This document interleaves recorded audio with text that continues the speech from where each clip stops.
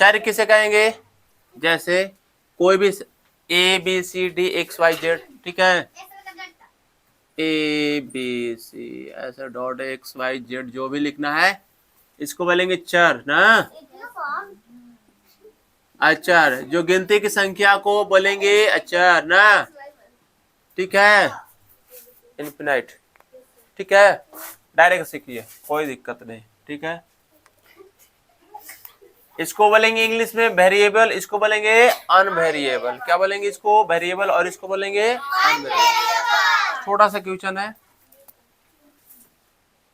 x plus x, ठीक है। अब यहाँ पर देख बताइएगा कि इसके पहले कुछ नहीं है ना, यहाँ पर कुछ है नहीं दिख रहा ना, तो यहाँ पर एक छिपा हुआ है ना, यहाँ पर भी एक क्या हुआ छिपा हुआ, ठीक है, समझ में आ रहा ना। अगर इन दोनों को ऐड करेंगे तो x और x क्या है? x, तो x हो जाएगा 2x। कितना x होगा? 2x, ठीक है। अब इसको बताइएगा 3x प्लस x, तो क्या है x हुआ? 4x, क्योंकि यहाँ पर 3x और यहाँ पर से x, तो क्या हुआ x? 4x हो गया। x x x x, इसको कितना लिखेंगे?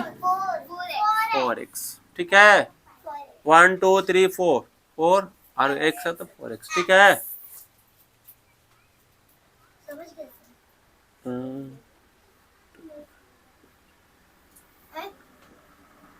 चलिए अब इसको बताइए कि कितना होगा।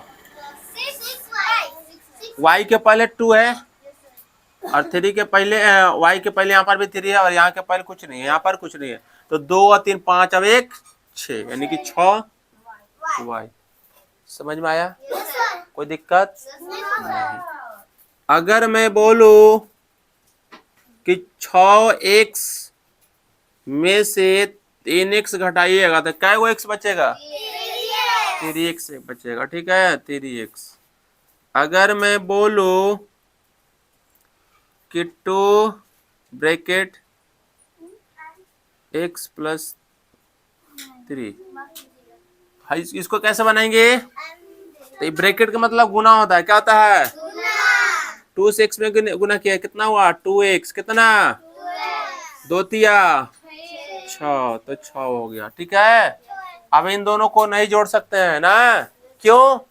क्योंकि इसमें जो है चर लगा हुआ लेकिन इसमें चर नहीं लगा हुआ, ठीक है, ये अलग है ये अलग है। जैसे मैं बोलू कि x से अगर हम 3x प्लस 4, अगर इसको सॉल्यूशन करेंगे तो क्या होगा? देखो यहाँ से ये x से x में गुना करेंगे तो यहाँ पर देखो, अब यहाँ पर कुछ और नियम हो जाता ना, x के पावर 1 गुना x के पावर 1, ठीक है।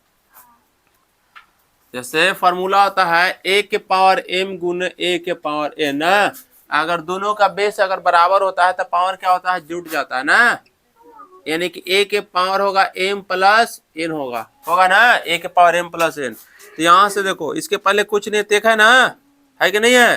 तो यहाँ से 3 से 1 में गुना करेंगे तो 3 होगा, ठीक है। अब x से x में गुना करेंगे तो x स्क्वायर हो जाएगा, ठीक है। x से x में गुना किए तो x स्क्वायर, नहीं कि 3x से x में गुना करेंगे तो 3x स्क्वायर हो गया। यहाँ से 1 और यहाँ से 1, 1 अब 1 2x। अब x से प्लस गुने प्लस क्या होता है? प्लस, तो x से 4 में गुना करेंगे तो 4x हो जाएगा। समझ में आया? आ रहा है कि नहीं आ रहा? ठीक है, अच्छा देखो, अगर मैं 2 से 3x में गुना करेंगे ना तो 2 तिया कितना? 6, और यहाँ x भी तो x लिखेंगे, ठीक है। अगर मैं x गुना x दे दूं तो x क्या हो रहा है? 3x होगा, x x x यानी कि x के पावर 3 हो जाएगा। कितना होगा? क्योंकि बेस का बराबर है तो सभी का पावर क्या होगा? जुट जाएगा, तो 1 1 1 1 2 3, x के पावर 3, ठीक है। समझ में आ रहा है ना कि नहीं आ रहा है?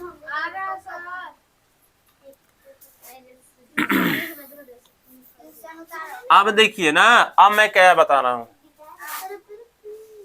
अगर मैं बोलो कि 3x प्लस 2x बराबर 10। तो बताइए यहां से x का वैल्यू कितना होगा ना। चलिए पहले देखिए, यहां से 3x प्लस 2x बराबर 10, तो यहां से x का वैल्यू निकालना है। किसका? x का वैल्यू ना। तो देखो 3x और 2x कितना होगा? 5x होगा। 5x बराबर 10, 5x बराबर 10।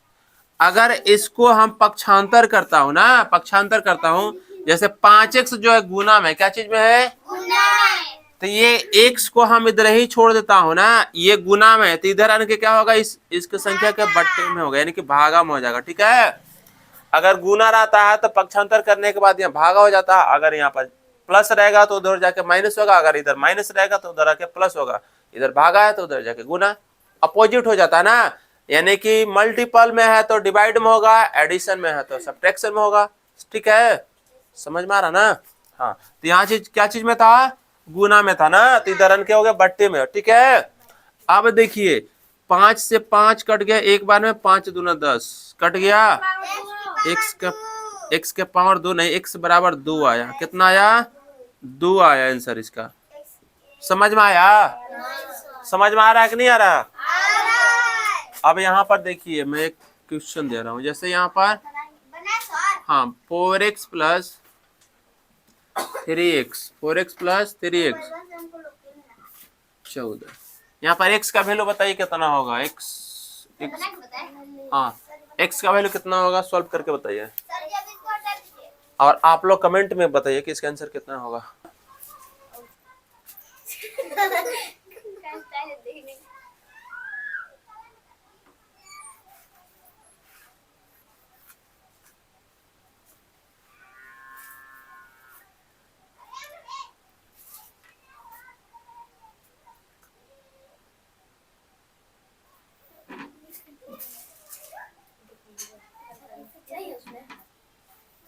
अब बन जाएगा?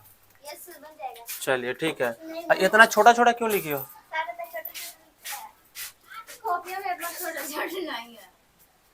चलिए बहुत बढ़िया है कि इसका 2 आंसर है। ठीक है।